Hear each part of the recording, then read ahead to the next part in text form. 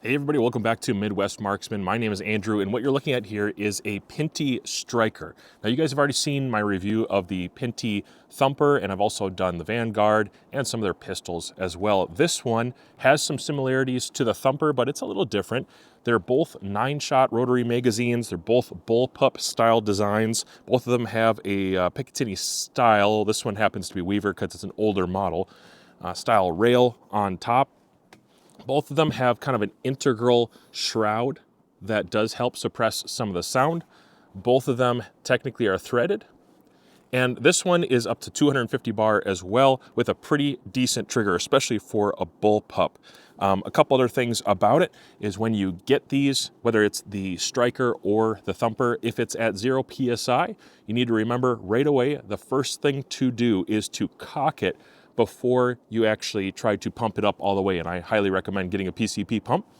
But if you pump it up without it being cocked from 0, it won't have enough pressure. So just remember, if you're just getting this out of the package or you're about to get one in the mail, you're thinking about getting one, the first thing you need to do is actually cock it and then pump it up and go out and 0 it. Now on top of my striker, I've got the Gunner Optics 2 to 10. This is a first focal plane optic. It's a really impressive optic. I've got 29.5 mils of internal elevation as it stands right now without a more severely canted base. So with more incline into that base, you could get so much internal elevation out of these exposed turrets with a 0 stop and a 2 revolution indicator. Really cool. This is a side illumination offering with a fast focus diopter, and it does come with a big cattail on there. These are lift to operate. Absolutely impressed with this optic. I have a lot of good to say about that. I'm actually going to focus mostly on the striker for this review, but I know I will get questions about this. So check out the Gunner Optics line if you're curious. They have first focal planes, they have MOA, they have milliradian. This happens to be a milliradian. And like I said, 2 revolution indicator, insane internal elevation, great mill reticle. This is going to be a great optic, but for another review. So just going over some of the basics, you can get the Pinty striker in 22 or 25 caliber. It fires, again, either a 25 or a 22 caliber pellet, depending on what you get, at around 800 feet per second. It does have a built-in regulator for consistent precision. That's the goal. They want to keep you on the reg and they want it to be tight shooting. You can keep track of your air supply with the easy to read pressure gauge at the very end, and then you have a manual safety that's built into the trigger. So when you're transporting, you're moving around, you can flick that trigger safety on, like I said, built right into the trigger. It's a physical stop. You have a 310cc tank, which delivers roughly 90 shots per fill. Now that's the full amount. You could get about 90 shots. And you have really large magazines. These 9-shot magazines are awesome to run with a side lever, but I'm going to recommend that even though you can get 90 shots per fill, most of your consistency is going to be between 55 and 60 shots, especially if it's nice temperatures outside. Basically, beyond 50 shots, you're going to get some varying performance in my experience. Ambient temperatures are going to help you. I'm shooting the cold. I shoot in the winter most of the year. That's just my experience, or indoors if I get lucky. But for the most precise results, what you want to do is shoot this within the first 40 or 50 rounds, and that's where the best performance has been for me. Today, what I'm going to do is just a couple shots without a can on, and then I'm going to put one of the buck rail cans from Terry. Thank you to Terry for being a great channel sponsor, as well as Pinty and Gunner. We're going to throw that on the end. I just want to give you a chance to somehow hear a little bit of that report difference that you're going to have, whether it's suppressed or not suppressed fully. And then from there, I'm going to run 3 different kinds of pellets over a chronograph, give you some speeds. I'll probably pump it up again, and we'll come back and look at performance capability in my experience so far, shooting it off the table and a rest bag just like this right here. Shooting at 50 yards today, and I will be showing you a little bit of footage from long shot target cameras. I've got my camera set up downrange. When it's time, I'll zoom in a little closer to that. For now, we're doing that audio test. Let's see what some of these 14.3 grainers, kind of a faster pellet, lighter pellet for load, what they sound like at 50 yards for an impact and at the muzzle for the microphone. In fact, let's bring the microphone closer.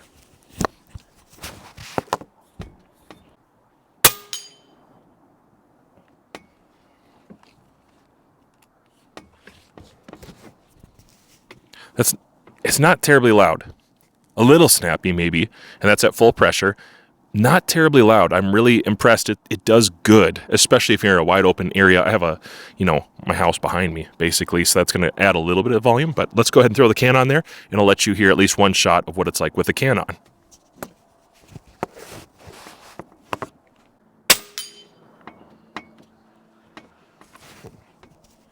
So even though it's not bad with the can off, it's a little bit better with the can on.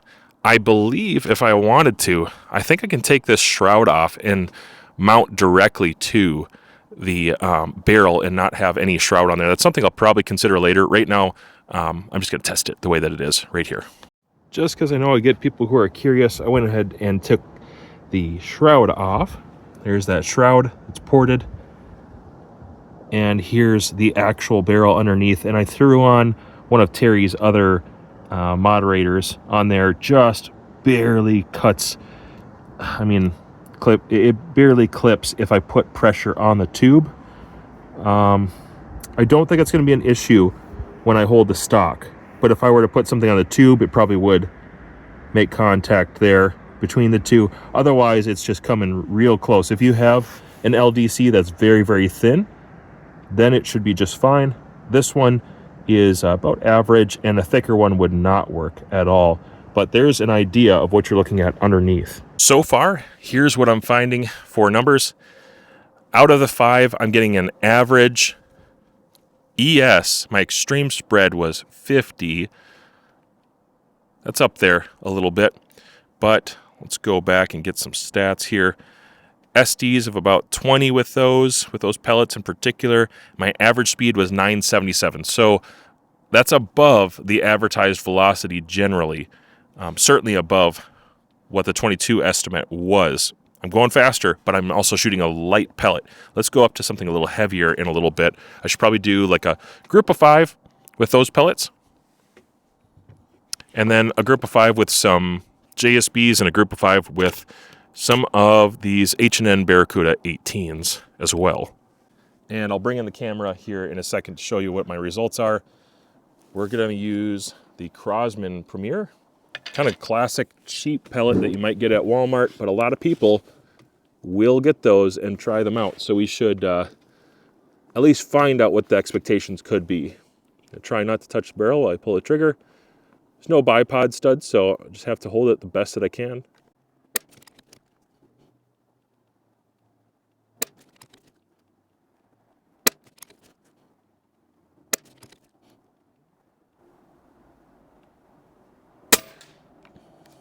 Okay, not a good group. Not at all. That is pretty disappointing as far as that pellet goes. That pellet, I have hit and miss results, mixed results with the Crosman pellets in general. Not terribly surprised. Let's zoom in, see if I can even show you. So that's a hand-sized target, by the way. Just not really impressed with that whatsoever. Not even really plinking grade for me. Let's find out what I can do with the second target here and some H&Ns. And we should still be on the rig, so I feel comfortable pulling out the chronograph to see what these can run. These will be the 18 grainers. H&N 18 grainers. Here we go.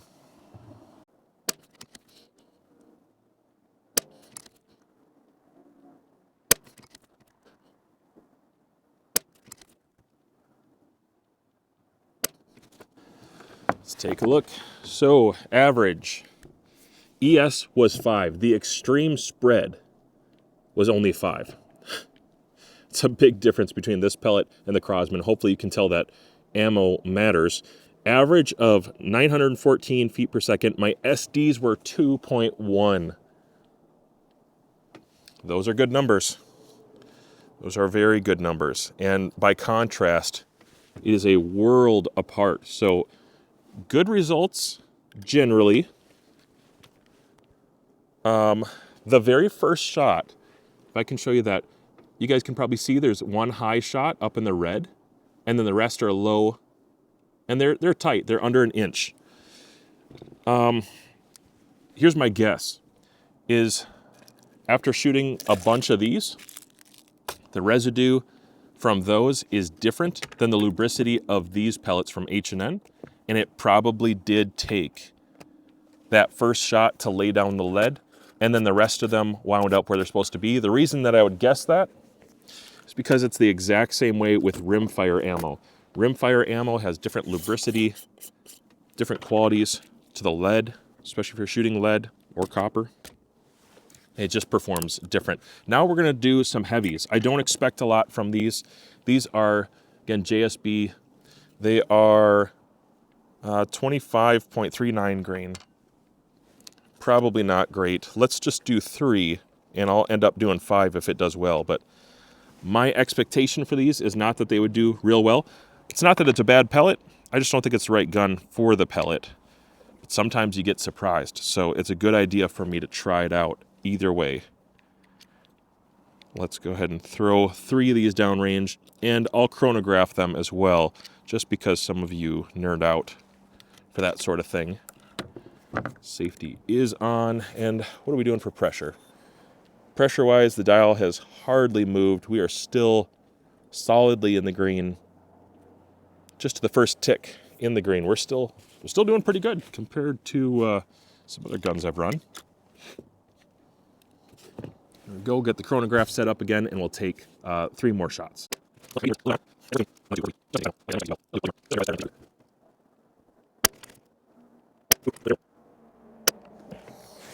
No bueno. Nope. Not going to be shooting those out of this beyond 10 yards, I'm sure. So we're looking at, with the JSB heavies, for 6 shots, the ES is 10. ES isn't bad at all. 802 feet per second.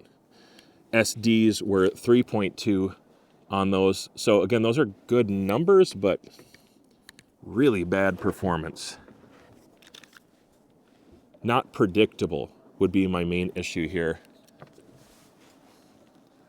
So we've got some down in the red over here. So, I mean, it's horrible, horrible spanning when you compare it to the H&N, which generally looks like it can hit under an inch.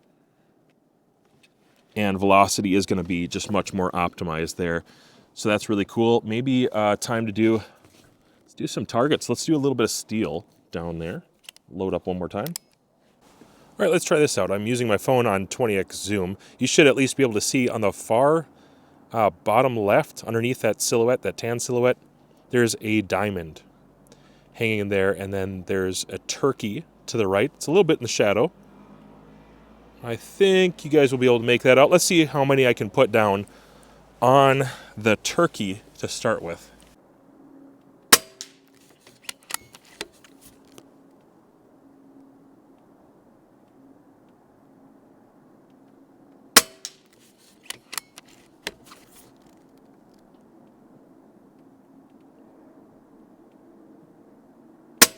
Oh yeah, I mean, squirrel-sized targets, chipmunks, at 50 yards, this should be no issue. Those are pretty easy shots. Let's move over to the diamond. A little bit smaller target, but again, should be no trouble at 50 yards.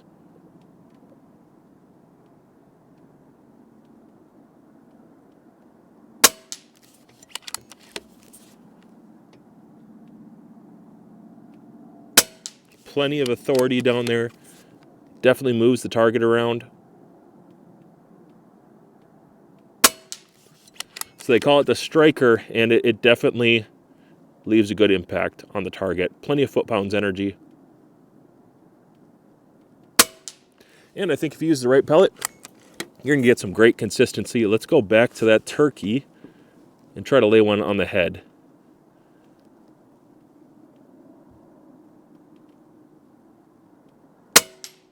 There it is.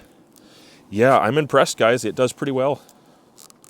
I gotta tell you guys that walking, stalking hunting with this little thing is really convenient. I like it a lot. I took that shroud off and I've kept it off for a little bit. Just running a buck rail moderator on the end. It doesn't touch the barrel, it just comes close. But anyways, walking around with this little package, it is so small, it's really convenient. I'll probably put a sling stud at the very top on that rail so I can actually wear a sling with it. But even when I don't, just carrying it like this, it's so convenient. I really like it, and it's easy to take quick shots with this optic. Great low power, really good low power, and a tiny package which palms pretty well. Artillery hold, very natural. So lots of good to say about this. Even in these low light hunting hours, I'm still loving the optic, and I'm loving the package. Plenty of power for putting down rabbits and critters and that sort of thing too. All right, after several megs, we're still in the green, just the first quarter of the way through on my pressure gauge. Hopefully you can see that a little bit. Not bad on air consumption. It's actually pretty easy and wieldy to haul around. It's not very big, and if I didn't have the can on there, which I'm not confident that the can is doing a lot when it's ported on the side and has this backdraft system, maybe removing the shroud and then directly mounting the can would be like the best performance overall. I might just be sending a little bit more pressure back through here, and sound might be the same-ish, maybe just a touch quieter perhaps, but I'm gonna mess around with that. Overall length is not bad. I actually feel like the footprint of this is very easy to carry around, to hunt with. When it comes to bullpup triggers, they tend to not be great most of the time. I'm not impressed with a lot of bullpup triggers. This one isn't bad. It's not super lightweight, but it does have a consistent break. It seems to be fairly predictable to me. What I understand from my friend Kevin is that the newer generation of these is going to have a proper Picatinny rail. This one's a little bit more like Weaver, so it's just going to struggle with some of those Picatinny components. And don't worry about that in future iterations. 250 bar is plenty of pressure. I can get a lot of shots out of that. I think I'll probably get a solid 30 shots of really consistent numbers in this temperature when I pump up in a temperature like this. About 30 really consistent. I think 45 or 50 is reasonable for hunting distances and just practical application. I think their numbers that they're advertising are good. It seems to be true. I don't have any leaks on it overnight the last week and a half. I've been actually specifically checking on my gauge after filling it up and shooting it plenty. I should say that before filming today, I actually did have 15 rounds on it. So by the way, the pressure has been pretty good. It's 15 rounds plus whatever you've seen today. It's still good. Lost my train of thought there for a second. I like it. I think it comes with the accessories you need. It comes with the footprint you need. It's easy to wield around. It's got a nice piece of wood with really decent fit and finish. If it was extended a little bit further and had a Picatinny nub, that'd be cool. And maybe in future iterations, we'll see something like that. I know that they have other models that are like quote unquote tactical models that have Picatinny, and you can get away with a little bit more of that. As it is right now, it's a great walk, stock, and hunt kind of PCP. It's easy to wield because of the pistol grip and this sort of a European feel that he got going on here. I can get a bag under here reasonably well, or just my hand if I'm resting on something, but I actually feel like just free holding it, because it's a bullpup, the way it's set up and the weight balance is really comfortable. Just taking freehand shots. I don't have any pellets left over, do I? No. Shoot. Well, just taking freehand shots as it is, just like this, it's actually really quite balanced, and I feel fairly steady. I would say I feel a little bit more steady with this than I do a lot of other guns. Probably just some of that wood and balance point being right in the palm of my hand and being very natural for hunting.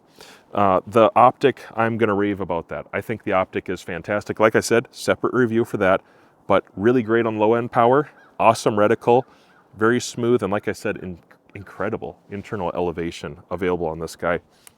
The actual cocking lever has been smooth. It's not hard to get a hold of. It doesn't cause me to have to double reset. Sometimes you'll get a lever that wants to not actually cock properly and it'll snap forward, and you'll have to double load a pellet or whatever the issue might be. I just don't see any of that. And this is a budget PCP, guys. For a budget PCP, I think it's fantastic. Like I said, the features you get with this are better than you can get on a lot of PCPs. And I think the performance is going to be excellent. You just have to pick your pellets. You're going to have to look for that and hunt around a little bit. I bet there's some pellets that do better than what you saw here at 50 yards today. It's just a little bit windy, but I'm gonna probably stick with those H&N 18s. I might try around the 18 to 21 range. Somewhere in there, it seems like with the foot-pounds energy that this provides, that'll be great for hunting and target practice. Now, again, that's the Pinty Striker. And if the Striker isn't exactly what you're looking for, you like bullpup idea, but you want even smaller, then check out the video I did on the Thumper model, which is similar, just a couple small differences. And if you don't want to do the bullpup design, then check out some of their traditional rifles and also pistols. I'll go ahead and post those videos right here in the links for you.